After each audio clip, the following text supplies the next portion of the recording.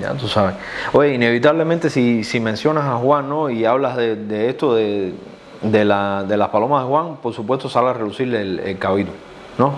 Sale a relucir ese palomo. ¿Qué fue lo más cercano, por ejemplo, que llegaste a ver tú, Edilberto, del cabito?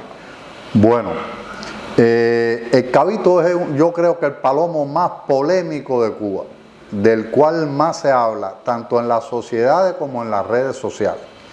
Y yo te voy a decir que yo al cabito lo vi por foto, a los hijos del cabito lo he visto en fotografía y en pedigrí. O sea, lo que vino de en casa de Francisco Fernández para mi casa fueron consanguinidades hechas a partir del chorno del cabito del 52-412 y de otras palomas de ese cultivo. Sí. Ahora, ¿qué sucede con el tema del cabito?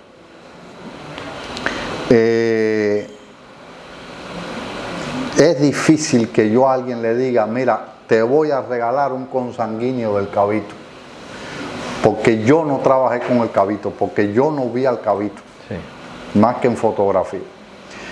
Pero el cabito fue un palomo que Juan trabajó en consanguinidad. Al cabito le echó la hija, sacó la hija y nieta, la hija y nieta para el cabito, la hija y nieta y bisnieta, la hija y nieta y bisnieta para el cabito.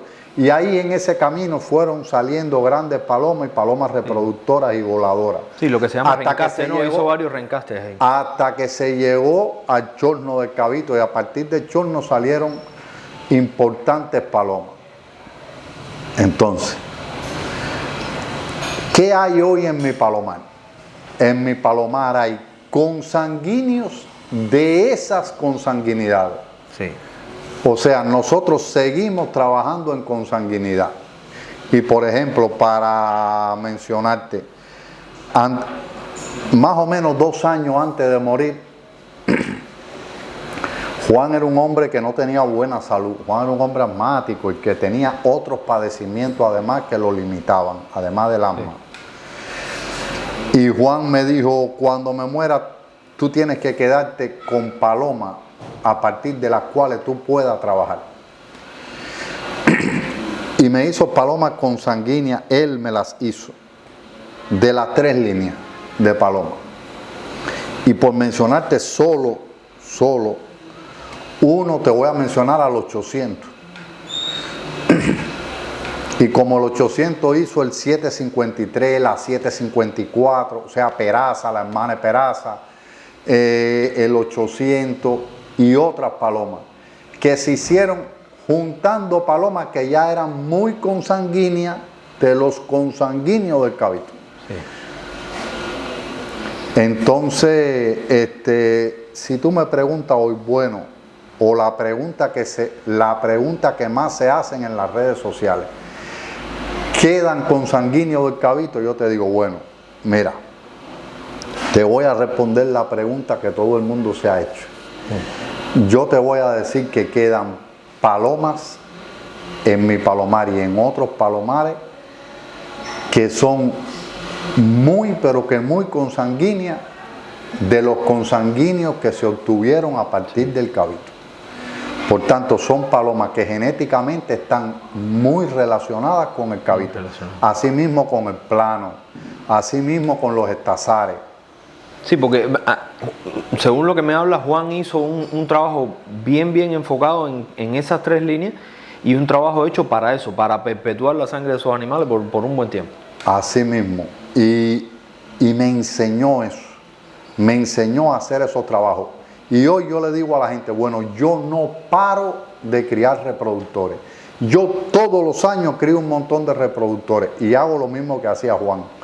Lo cojo y lo sitúo en determinados palomares. En palomares que están en Ciego de Ávila, en el palomar de los Triana, en palomares que están en Bayamo, palomar de Fausto, Maceira. Sí, no solo los pruebas tú aquí. No. En palomares de Gualfrido González en Santiago de Cuba, en los palomares de Rodolfo Pecoso y en otros palomares. Y hay otras personas que también han cultivado estas líneas en estrecha consanguinidad y las conservan bien puras. Te voy a mencionar un solo nombre con el perdón de los demás. Sí. René Monteagudo en Ciego de Ávila. René Monteagudo en Ciego de Ávila. René era uno de los hijos de Juan, por solo mencionar uno. Y pueden ir a casa de René. René tiene palomas del Cabito, del Plano, de los Estazares allí, pero muy, muy tremendas palomas. Sí. Que es un cultivador de palomas de toda la vida y era como un hijo para Juan. Y así otros que no voy a mencionar para no hacer extenso el video. Ahora, viniendo esas palomas a tu casa, trasladándose Palomar hacia aquí, ¿qué impacto tuvo eso en el resultado tuyo como colombófilo? Bueno, el primer impacto que tuvo se relaciona con una pregunta que me hiciste y es una anécdota obligada que yo te tengo que hacer. Yo venía de ganar en Santiago de Cuba y venía con un título de campeón entre comillas y yo pensé que yo sabía de paloma. Y Juan Pulido con su sencillez nunca me dijo yo sé más que tú, ni espérate, ni escucha, ni nada de eso. Yo hablaba y él se callaba y se ponía a escucharme. Y me demostró con hechos, más que con palabras, que yo tenía que aprender porque yo no sabía. Y fíjate cuántos años. Y me enseñó lo que es una paloma mensajera, que te aseguro que no lo saben 6 de cada 10 colombófilos practicantes. Lo que es una paloma en la mano, reconocer una paloma, ponerte una paloma en la mano y sin que te hablen de la paloma, saber qué es lo que tú tienes en la mano, qué distancia puedes recorrer esa paloma. Sí, hay mucha información. Esa cosa. Y resulta ser que cuando criamos, te voy a hacer una anécdota que le va a servir a muchos colombófilos. Yo pensé que yo era campeón porque venía con trofeos que están ahí y había ganado un campeonato social bien reñido. Y resulta ser que cuando criamos el primer lote de pichones, un día cojo una pichona en la mano, estábamos examinando los pichones y cojo una pichona en la mano y la miro para allá y para acá y le digo textualmente, le digo, mira Juan, según mi experiencia, esta no va a llegar a ningún lado. Le dije, esa, regálasela a cualquiera que venga. Yo sé que tiene buenos padres, era una paloma estazar, yo sé que tiene buenos padres, no sé qué, pero mire, regálesela. Y Juan cogió aquella palomita pequeña en la mano, como hacía, la cogió, él con estos 2 dedos, le aguantó la cabeza, se quedó mirando la paloma, la expresión de la paloma. Y siempre cuando terminaba de examinar una paloma, la hacía así, ran, y la tiraba para el suelo. A ver cómo sonaba en la sala y cómo caía la paloma. La actitud de la paloma. Y me dijo, a ti no te gusta, pero a mí sí me gusta. Déjamela por ahí, chico, yo la voy a volar. Esa paloma fue la 793 del 2008. Y ese año, esa paloma fue mi primera paloma premiada en Maicí, pichona del año sin terminar de mudar. Aquella paloma que yo, con mi gran experiencia de muchos años y de campeón de Santiago de Cuba, le dije que se la regalara al primero que entrara por la puerta, que esa no llegaba a ningún lado. Y cuando llegó el vuelo de Camagüey, el hermano de nido de ella, el 794, lo mandó a Camagüey y se premió, bien premiado en Camagüey. Lo cogió en la mano y me dijo, este es el hermano de la paloma que no te gusta, este no lo saque más ni a coger sol. Eso me lo dijo con el 794 y con el 800. Ni a coger sol lo saque más nunca, que este va a ser un reproductor tuyo. Efectivamente, palomas de Maicí de todos lados. Y cuando llegó el vuelo de Maicí me dijo, bueno, una de las que va es esta, la palomita que te dije que me dejara, y esa fue mi primera paloma de Maicí. Cuando llegó la paloma de Maicí, incapaz de decirme, te lo dije. Cuando le dije que la paloma, la pichoncita aquella que no me gustaba, estaba aquí en la casa y estaba premiada de Maicí, que él entró por la puerta, que se lo dije, Lo único que la examinó de nuevo y me dijo, esta es una gran paloma. Y me dijo, debías retratarla. Y nunca te olvides que esta es tu primera paloma premiada a 900 kilómetros. Era tan sencillo y tan modesto que no me dijo más nada. Sí. Ahí se quedó con eso. No, es que a veces las grandes lecciones no requieren mucha palabra, ¿no? Así mismo. No requieren mucha palabra. Y la experiencia me imagino que debe haber tenido Juan y que te debe haber transmitido ha sido muchísimo. A ti, a la cría en tu palomar. A partir de ahí me imagino que a partir de ahí con esas palomas floreciste, ¿no? Como colombófilo aquí en La Habana, y floreció tu trabajo. A lo largo de ese tiempo, Edilberto, ¿has aplicado esas enseñanzas que te dio Juan? ¿Has mantenido eso para perpetuar, por ejemplo, tus reproductores, para trabajar tu palomar? ¿Cómo ha sido? Juan me dio muchas enseñanzas. Juan todos los días me hablaba y me hablaba y me hablaba y me hablaba y me hablaba. Que yo las voy a decir aquí porque le pueden servir a otro colombófilo. Lo primero grande que me enseñó Juan en la vida fue a cultivar paloma en consanguinidad. Para cultivar paloma en consanguinidad hay que hacerlo probando esos consanguíneos que usted saca en la reproducción y exigiéndole a los hijos resultados en toda la distancia. Porque los palomares tienen que tener pedigrí, pero tienen que tener resultados. Tienen que haber títulos de campeonato. Tiene que quedar del 1 al 3, tiene que quedar entre los 10 primeros en tu provincia. Siempre me inculcó esa. Pero en el trabajo en consanguinidad voy a decir algo aquí que es muy importante. Para usted trabajar una línea en consanguinidad, usted debe conocer las características de los individuos de esa familia. Por ejemplo, te voy a explicar. Tú tienes que saber que tal palomo ancestro tenía el ojo fresa, tenía la cola blanca, si era grande, si era pequeño, tenía el ojo color tabaco, no sé qué. Por ejemplo, un día me salió un pichón con el ojo color tabaco, el primero que me salió. Y yo dije, Juan, ¿y este ojo? Y me dijo, te voy a enseñar por qué. Y vino y revolvió un armario de papeles y me enseñó un palomo hueje, ancestro, de una de las palomas que había participado en la creación del cultivo.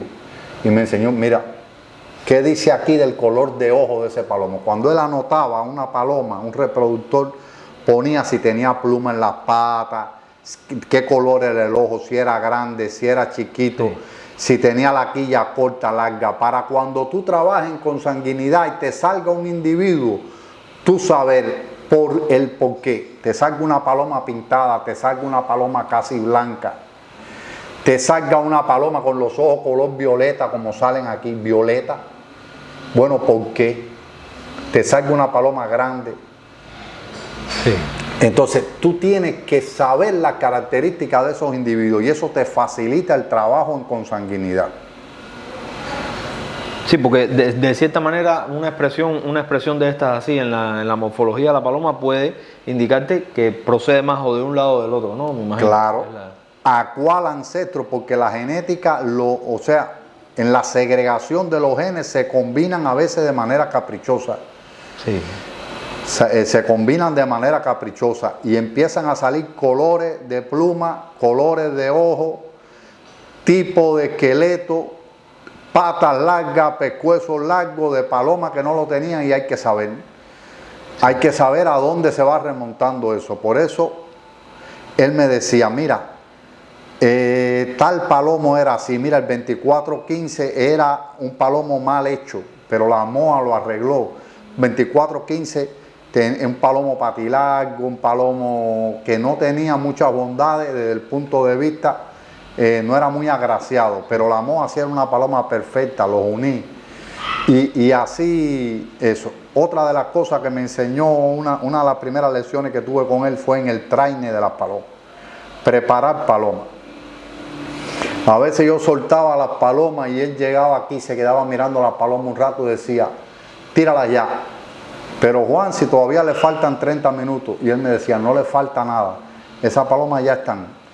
Y a veces llevábamos dando trainer 1h25, 1h30, y yo iba a tirar las palomas y me decía, no, déjala un poquito más que le hace falta un poco más.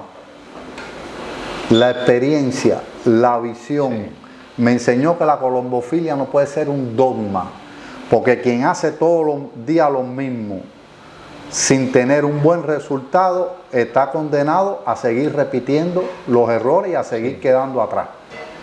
El colombófilo tiene que tener la visión y ir adquiriendo los conocimientos y las habilidades para no hacer lo mismo. Sí, no todo está escrito, no es un librito. No. Y en colombofilia 2 más 2 no todas las veces da 4. La mayoría de las veces no da 4. Y entonces el colombófilo tiene que saber qué necesitan sus palomas en alimentación en este momento, qué necesitan de aportes en este momento, cuándo quitar el gris, cuándo cambiar el gris, cuándo dar más trainer, cuándo dar menos trainer, cuándo la paloma necesita una suelta y cuándo no hay que dar suelta, cuándo la paloma necesita descanso, porque la paloma, para ponerla en forma, hay que darle lo que la paloma necesita en ese momento. Y saber reconocerlo es una habilidad. Los colombófilos, primero, los colombófilos todos cometen el mismo error. El error más frecuente de un colombófilo es buscar buenas palomas. Eso tiene que hacerlo el colombófilo. Juan decía, hay que tener buenas palomas, un reloj bueno, un palomar bueno, bebedero decente, comedero. Pero el gran error es que los colombófilos no buscan conocimiento. Entonces, muchas veces tienen unas buenas palomas, que las hay en todos los palomares de Cuba. Muy difícil ver un palomar sin buenas palomas. Pero muy frecuente verlo conducido por un colombófilo sin conocimiento. Y sin conocimiento no llega a ningún lugar. Y lo otro que no se preocupa el colombófilo es por crear habilidades. Son dos cosas diferentes. Tú puedes tener buena instalación, buena comida, mucho dinero, un carro para dar suelta, buenos bebederos, buenos comederos, pero si tú no tienes conocimiento suficiente y no tiene las habilidades, tocar, ver, mirar, pero interpretar lo que estás viendo. Si no tienes habilidades para meter un equipo en forma, nunca vas a ganar en la paloma. Y entonces todo el mundo busca la buena paloma pensando que es la solución. Sí, pensando que la paloma lo puede hacer todo. Que la paloma lo puede hacer todo. Y no buscan cosas tan importantes como el conocimiento y crear habilidades. A veces no son tan, vamos a ver, tan sencillo para decirle a un buen competidor, enséñame, dime, con una paloma en la mano, enséñame, qué es lo que tú le ves a la paloma, qué es lo que tú le buscas, enséñame. ¿Me entiendes? No buscan los conocimientos. Sí. En el caso, mira, ahorita me mencionabas ahí sobre el trabajo genético y me decías que Juan llevaba un registro bien detallado entonces de las palomas. De los detalles, ¿no? De qué se iba transmitiendo para poder saber de dónde venía cada cosa. Juan era un hombre que lo anotaba todo. Mira, aquí yo te tengo una de las agendas de Juan. Es esta. Hay otras agendas, ahí está guardado todo lo de las palomas. Sí. Y por ejemplo, te voy a enseñar ahí. Yo te voy a enseñar aquí cómo Juan lo anotaba todo. Todo. E incluso anotaba todas las personas que le obsequiaba palomas. Por ejemplo, mira aquí en esta página que abrimos, cuántas personas hay ahí recibiendo palomas. Mira aquí a Bermúdez aquí. Sí. Miren, esta página está de nuevo, Bermúdez aquí. El palomar de Bermúdez, excelente colombófilo de Marianao, por ejemplo, se nutrió de los estazares que cultivara Juan y de otras palomas que Juan cultivara. Mira aquí Trueba, Octavio Los Santos, Juan Sotolongo, Medina, Caso, o sea, Emilio Petit, mira Emilio Petit aquí, Fernando Lorenzo de Santi Espíritu, bien, y así, mira cuántas palomas obsequiaba Juan Sotolongo de nuevo aquí. Y se ve que, o sea, él ponía el anillo, el año, ¿no? Rodríguez de Holguín, y ponía el anillo, el año, el color, el padre, el año, el color del padre, la madre. Sí. Mira Caso aquí de nuevo. Bien, Carlos Ramos, Juan Sotolongo, fíjense qué cantidad de palomas Sotolongo. Miren aquí Héctor Rosselló, por ejemplo, Héctor Rosselló, Raúl Rodríguez, que adquirió muchas palomas de Juan también. Rosselló de nuevo aquí, miren una sola página cuántas veces está Rosselló. Miren Raúl Rodríguez de nuevo aquí, bien. Y así Raúl Rodríguez de nuevo aquí, miren, 2 páginas, 4 veces Raúl Rodríguez. Raúl Rodríguez de nuevo aquí, 5 veces en 2 páginas Raúl Rodríguez recibiendo palomas obsequiadas por Juan. Y así, miren, Rosselló de nuevo. Oye, es una Paco agenda que Alonso, etcétera. Es una agenda que es prácticamente un documento histórico lo que tienes ahí. Esta agenda es un documento histórico realmente. Esta agenda se inicia en los años 70. Esta y las otras agendas de Juan, que yo la tengo como algo muy preciado, igual que los pedigrí. Son cosas históricas. Él hacía mucho hincapié. Y ahí te voy a decir algo importante. Las personas a veces hablan, sobre todo con desconocimiento, del cabito, el plano. Y yo lo veo de una manera diferente. El cabito es un cultivo de paloma. Fue un palomo, pero es un cultivo de paloma. Porque antes el cabito surge del 2415 y la moa. El mosaico de Homelio y la moa. Pero a partir de ahí, a partir del cabito, se fueron incorporando palomas de muchos otros palomares. Antes y después aparecen pedigrí. Por ejemplo, mira, Moltoy Sotolongo, regalado a mis buenos amigos Juan Pulido y Lourdes Clemente. Mira, Moltoy Sotolongo, regalado a mis buenos amigos Lourdes Clemente y Juan Pulido, los grandes de la colombofilia cubana, 1 de noviembre del 84. Santiago Moltó y Juan Sotolongo de Lane. Entonces, mira, este es el pedigrí, el 2415. Pedigrí ya está viejito. Oye, y por curiosidad, ¿tú has digitalizado esas hojas, compadre? Nunca he digitalizado nada de esto. Y otro documento más antiguo. Te puedo decir que tengo recibos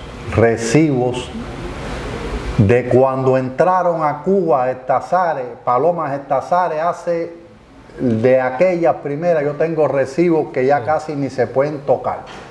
Son cositas que ya están casi desbaratadas, que realmente tengo que digitalizar. En esta y en las otras agendas de Juan, aquí hay palomas cultivadas por Juan Pulido yendo a todas las provincias de Cuba. Que hay palomas yendo a Baracoa, a Holguín, a Santiago, a Guantánamo, a Granma, a Santi Espíritu, a Ciego, a todo, a Pinar del Río, a Capote. Aquí hay palomas yendo a todas las provincias de Santiago de Cuba. O sea que aquí se explica el origen de muchas palomas y de muchos cultivos de palomas que hay hoy en Cuba, que incluso algunos que los tienen y no saben que se originan aquí en estos libros, sí, se puede encontrar la relación. Puede expresarse mal del cultivo del cabito y del plano y de las palomas que hizo Juan, por desconocimiento que las palomas con que está obteniendo buenos resultados en sus orígenes, tienen palomas de este cultivo, porque el cabito yo lo veo como un cultivo de palomas que se fue nutriendo de muchas palomas, de buenas palomas cubanas, hasta llegar a lo que yo tengo hoy. Si tú me preguntas qué yo tengo hoy aquí en mi palomar, allá arriba yo tengo palomas de Juan Pulido.